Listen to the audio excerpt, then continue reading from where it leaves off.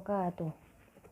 Saya dari kelompok 7 akan mempresentasikan tentang kepemimpinan pendidikan. Yang pertama yaitu pengertian kepemimpinan pendidikan. Kepemimpinan adalah kemampuan yang dipunyai seseorang untuk mempengaruhi orang lain agar bekerja mencapai tujuan dan sasaran. Pendidikan adalah proses di mana seseorang yang mengembangkan kemampuan, sikap, dan bentuk-bentuk tingkah laku lainnya di masyarakat tempat ia hidup. Kepemimpinan pendidikan ialah suatu kesiapan, kemampuan yang dimiliki oleh seseorang dalam proses mempengaruhi, mendorong, membimbing, mengarahkan, dan menggerakkan orang lain yang ada hubungan pelaksanaan dan pengembangan pendidikan dan pengajaran agar segenap kegiatan dapat berjalan dengan efektif dan efisien dalam mencapai tujuan pendidikan. Yang kedua yaitu pendekatan kepemimpinan pendidikan. Yang pertama yaitu pendekatan sifat.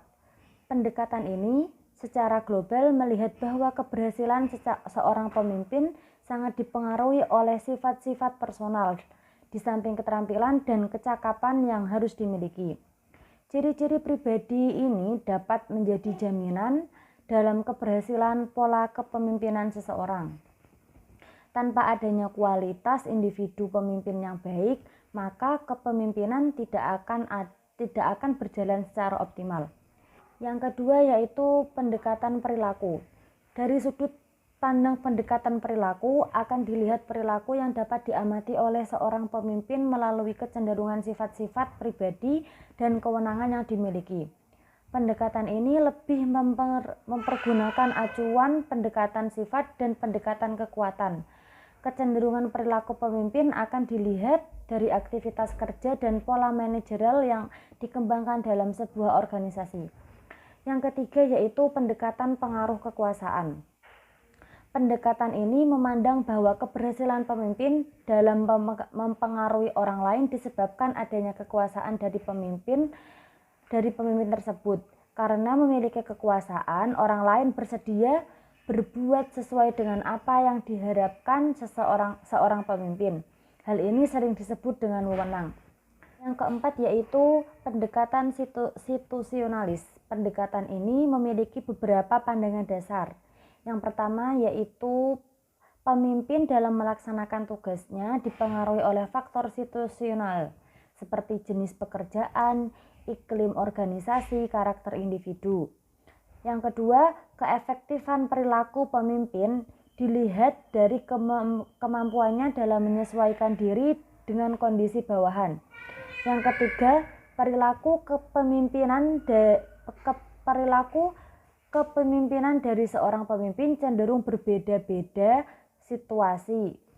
Melalui pendekatan situasionalis, pemimpin pendidikan harus bisa mengerti dan memahami kondisi anggota, guru dan staf sekolah yang masih memiliki motivasi dan kemampuan yang rendah harus senantiasa didorong dan diarahkan.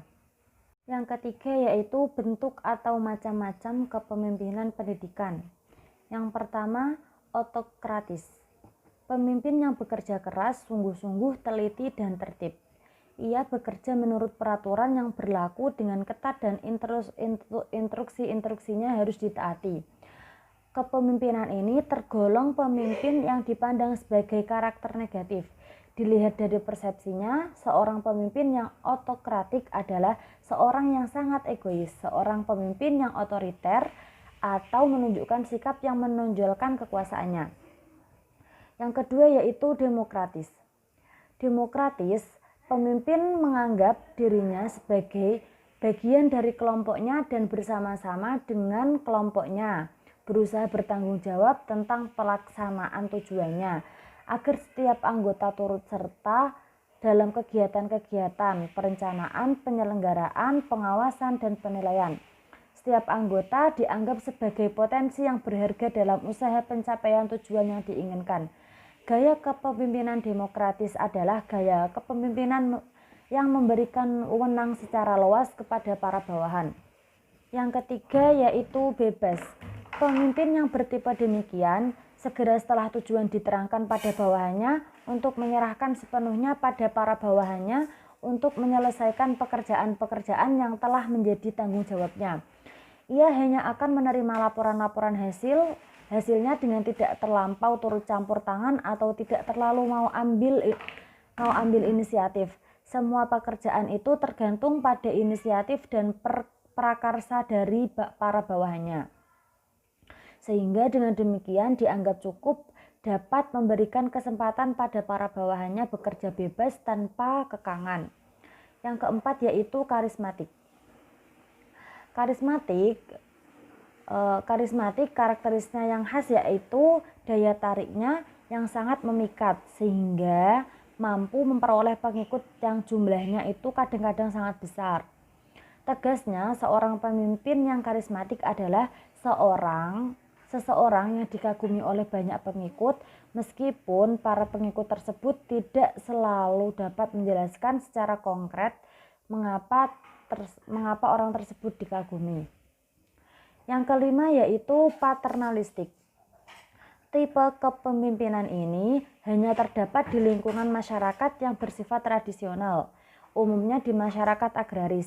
Salah satu ciri utama masyarakat tradisional ialah rasa hormat yang tinggi yang ditujukan oleh para anggota masyarakat kepada orang tua atau seseorang yang dituakan. Pemimpin seperti ini bersifat kebapakan sebagai tauladan atau panutan masyarakat. Biasanya tokoh-tokoh adat, para ulama, dan guru. Yang keenam yaitu militeristik. Adapun sifat-sifat dari tipe kepemimpinan ini, yang pertama adalah lebih banyak menggunakan sistem perintah atau komando keras dan sangat otoriter, kaku, dan seringkali kurang bijaksana. Yang kedua, menghendaki kepatuhan mutlak dari bawahan. Yang ketiga, sangat menyenangi formalitas, upacara-upacara ritual, dan tanda-tanda kebesaran yang berlebihan, dan lain-lain. Yang ketujuh yaitu populistis. Kepemimpinan populistis berpegang teguh pada nilai-nilai masyarakat yang tradisional, tidak mempercayai dukungan kekuatan serta bantuan hutang luar negeri. Kepemimpinan jenis ini mengutamakan penghidupan kembali sikap nasionalisme. Yang kedelapan yaitu administratif. Kepemimpinan tipe ini ialah kepemimpinan yang mampu menyelenggarakan tugas-tugas administrasi secara efektif. Pemimpinnya biasanya terdiri dari teknokrat dan administrator yang mampu menggerakkan dinamika modernisasi dan pembangunan. Cukup sekian penjelasannya. Mohon maaf jika ada kesalahan. Wassalamualaikum warahmatullahi wabarakatuh.